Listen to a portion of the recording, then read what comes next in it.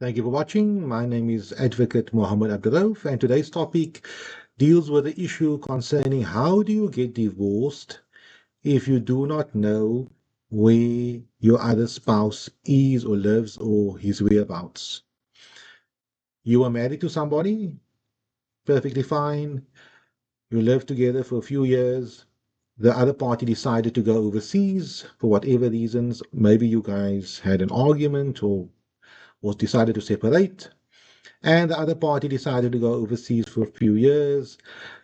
5 years later, you decided, you know what, this is now over. I have not spoken to the other side, the other party, for the last 3, 4 years, and now you would like to divorce. You've done inquiries.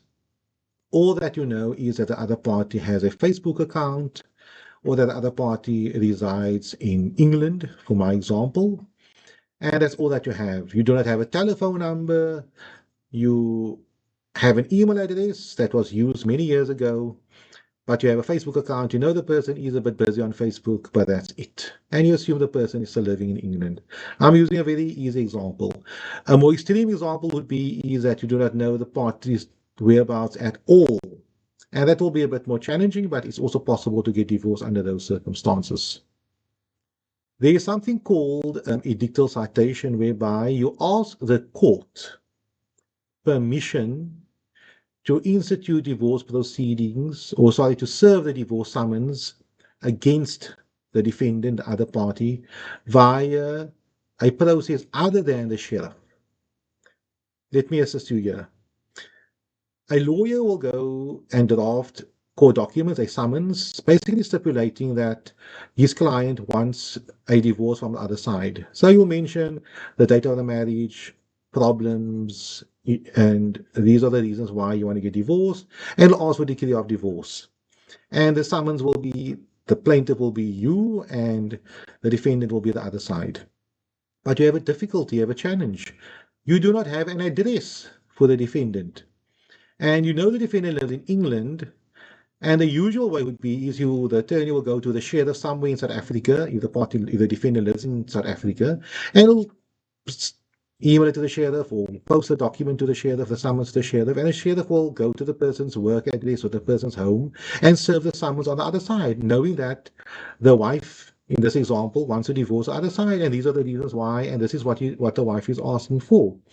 And then obviously the defendant will come and file a notice of intention to defend and file a plea, a counterclaim, whatever the case may be, and the matter will be finalized in the Pacific local court because the defendant knows there's a case for divorce against him. But here we do not know where the defendant is. And obviously the court can't just assume that the defendant is not in the jurisdiction or that the defendant knows about this matter. The court wants to be now convinced that the defendant is somewhere, or possibly that we can follow a process whereby we can inform the defendant, and the defendant should be informed about the divorce proceedings pending against him or her, in our scenario against him. What do I have? I have a Facebook account. I have an email address that was used some time ago. So what I'll do is I will go on Facebook and see if I can communicate with this person. The person might say me, yes, good day.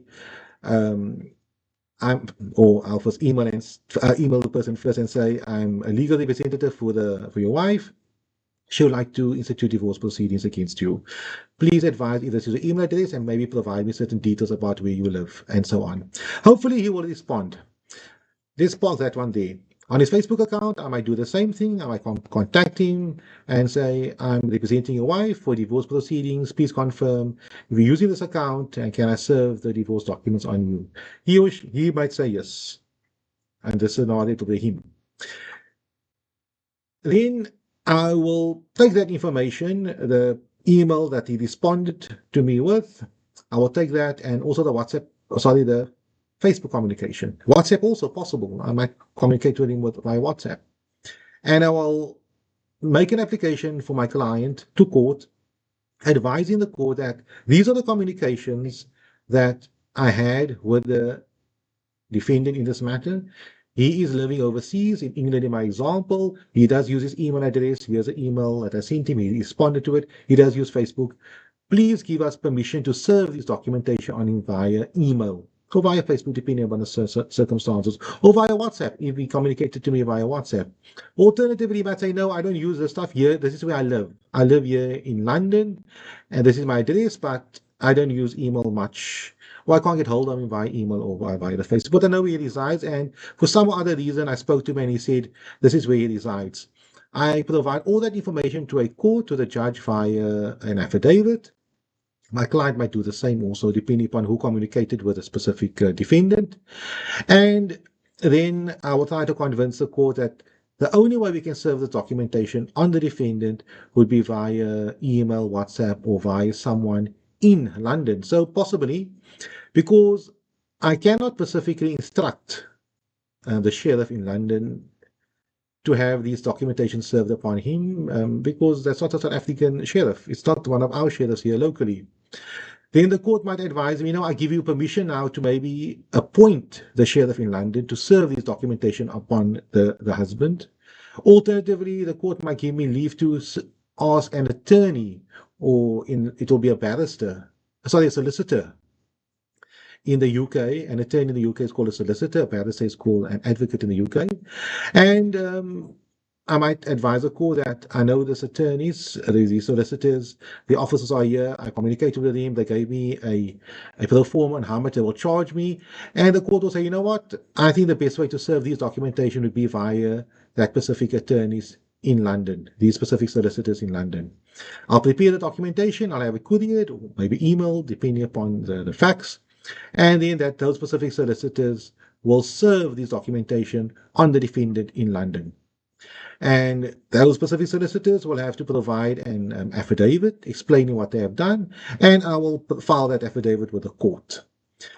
Once the defendant has been served with this specific documentation, the normal procedures will apply. He or she will have, but more than 10 days, I might give the person a month to decide to defend the matter or not, whatever the case may be, but the normal procedures will apply as if the person was served locally in South Africa. If he, in the scenario, wants to defend this matter, he will get attorneys locally, most probably, and or he can defend himself, and they will file the necessary documentation. And when the trial day comes, he will have to fly down to Cape Town, if that is where the plaintiff resides, and defend the divorce or do whatever he needs to do for the divorce proceedings. So it is possible.